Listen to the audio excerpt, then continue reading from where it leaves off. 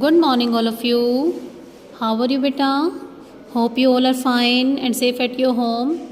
Today we will discuss lesson number 7, that is the temperate grassland, the prairies. Prairies घास के मैदानों को कहा जाता है, जो कि अलग अलग कॉन्टिनेंट्स में बेटा सभी जो घास के मैदान होते हैं उनको अलग अलग नामों से जाना जाता है. In this lesson we will read about the prairies and we will discuss about its location, climate, wildlife, people and their way of life, land surface and natural vegetation. Okay, let's start. Grasslands are large open plains कि ऐसे खुले मैदानी भाग होते हैं. Grassland घास के मैदान जो होते हैं ऐसे खुले मैदानी भाग होते हैं. कवर्ड विद ग्रास, जो किससे ढके होते हैं? ग्रास से. एंड वेरी फ्यू ट्रीज, और कुछ बहुत कम पेड़ों से. बुशेस, झाड़ियों से ढके हुए होते हैं, और पहाड़ों से. More than 1/5 of the earth's land surface is covered by such grasslands की धरती का जो 5 में से 1 भाग होता है या फिर उससे ज़्यादा भाग जो है वो किससे कवर्ड है? ऑलमोस्ट ग्रासलैंड से. Most of them are located in the temperate zone. जो हमारी धरती की 3 जोन्स होती हैं, temperate zone, torrid zone and frigid zone. तो जो ये घास के मैदान है, ये इनकी जो लोकेशन है वो ऑलमोस्ट कहाँ पर है? टेम्परेट जोन में. That is between the latitudes 40 degree to 55 degree north. कि जो लैटिट्यूड्स के बीच में इनकी जो लोकेशन है वो कहाँ पर है? 40 degree to 55 degree north side में. And south of equator 44 degree south to 55 degree south. और इक्वेटर के साउथ में, इक्वेटर जो होता है वो भूमध्य रेखा जिसको कहा जाता है बेटा मिडल लाइन जो होती है हमारी अर्थ पर, तो उसके जो साउथ साइड में 44 degree south to 55 degree south में इसकी लोकेशन है. ठीक है. Grasslands are known by different names in different continents. अभी मैंने बताया था कि अलग अलग कॉन्टिनेंट्स में इनको अलग अलग नामों से जाना जाता है. किसको? घास के मैदानों को. Such as steppes in Asia, कि एशिया में जो घास के मैदान है उनको स्टेप्स कहा जाता है. डाउन्स इन ऑस्ट्रेलिया, ऑस्ट्रेलिया में इनको डाउन्स के नाम से जाना जाता है. वेल्ड्स इन अफ्रीका, अफ्रीका में इनको वेल्ड्स के नाम से जाना जाता है. पंपास इन साउथ अमेरिका, पंपास के नाम से जाना जाता है कहाँ पर? साउथ अमेरिका में. And prairies in the north America, और नॉर्थ अमेरिका साइड में घास के मैदानों को, ग्रासलैंड्स को प्रेरीज के नाम से जाना जाता है. We will study about the life of people in the prairie grassland. अब जो प्रेरी ग्रासलैंड है वहाँ रहने वाले लोगों के जीवन के बारे में हम पढ़ेंगे इस लेसन में. Okay. Now first is location.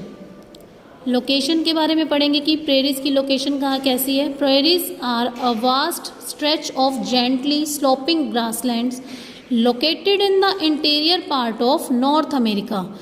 कि प्रेरीज जो है वो नॉर्थ अमेरिका के इंटीरियर, अंदरूनी पार्ट में स्थित हैं. और कैसे हैं ये? बहुत बड़े फैले हुए ढलान बनी हुई है ऐसे ग्रासलैंड है ये, कि ढलान की तरह बने हुए हैं ये. इट झुके हुए, जिस तरह से हम कह सकते हैं. It includes the southern part of Canada, इसके अंदर साउदर्न पार्ट ऑफ कनाडा भी इंक्लूड है. एंड सेंट्रल यूनाइटेड स्टेट्स, और क्या इसके अंदर इंक्लूड है? Central United states. ठीक है. नेक्स्ट इज लैंड सरफेस, कि यहाँ की जो भूमि की सतह है वो कैसी है. The prairies is a region of flat gently sloping और हिली लैंड. यहाँ की जो लैंड है वो फ्लैट भी है और थोड़ी कैसी है? ढलान वाली है. कि जो घास के मैदान है वो कैसे होते हैं? ढलान वाले होते हैं. और हिली, और थोड़े थोड़े पहाड़ियाँ भी बनी हुई होती हैं. It's covered by toll grasses and few trees. ये जो घास के मैदान होते हैं ये ऑलमोस्ट किससे कवर होते हैं? बहुत लंबी लंबी घास से कवर्ड होते हैं. एंड फ्यू ट्री, लेकिन जो ट्रीज़ हैं वो वहाँ पर बहुत ही कम पाए जाते हैं. थोड़े से ट्रीज़ होते हैं, बाकी सारी क्या होती है? घास ही होती है. The Mississippi and Missouri are the 2 rivers that flow through prairies. जो 2 नदियां हैं यहाँ पर प्रेरीज में, 2 नदियां बहती हैं, मिसिसिपी एंड मिसौरी. यहाँ की फेमस 2 rivers हैं जो यहाँ पर सदा बहती रहती हैं. देखिए यहाँ पर दिखाया गया है रिवर मिसिसिपी. ठीक है बेटा. और ये पहाड़ जो घास के मैदान है ये किस तरह से है? ढलान नुमा. फिर है climate. The prairies have hot summers, यहाँ पर गर्मियाँ जो है वो गर्मी में बहुत ही ज़्यादा गर्मी होती है समर्स में। The temperature can go up to 40 degree Celsius, और यहाँ का जो तापमान है वो 40 डिग्री सेल्सियस से भी ऊपर चला जाता है गर्मियों में। द रेनफॉल इज़ लाइट, बारिश बहुत ही कम रहती है। And it rains mainly in summer, और वो भी सिर्फ गर्मियों में ही रहती है थोड़ी बहुत। Sometimes there are drought also, कुछ बार कई बार तो क्या देखा जाता है वहाँ पर सूखा ही रहता है। The winters here are bitterly cold, अब यहाँ पर जो सर्दियाँ हैं वो भी बहुत ही ज़्यादा ठंडी रहती हैं, बहुत ज़्यादा ठंड होती है सर्दियों में। दैन इट स्नोज हैविली, और उसमें क्या होता है कि बर्फ़बारी पड़ती है, यानी कि स्नोफॉल होती है। The temperature can go as low as -34 degree Celsius, और जब सर्दियों में यहाँ का टेम्परेचर जो है वो -34 डिग्री सेल्सियस से भी नीचे चला जाता है, जो कि बहुत ही ठंडा होता है। The soil and the climate of prairies are most suitable, जो यहाँ की मिट्टी है और जलवायु है वो किसके लिए सुटेबल है? For the growth of Hardy grasses, यहाँ की ग्रास के लिए, लाइक व्हीट एंड मेज, जो कि जैसे कि गेहूँ और मक्का के लिए यहाँ की जो क्लाइमेट है वो बहुत अच्छी रहती है।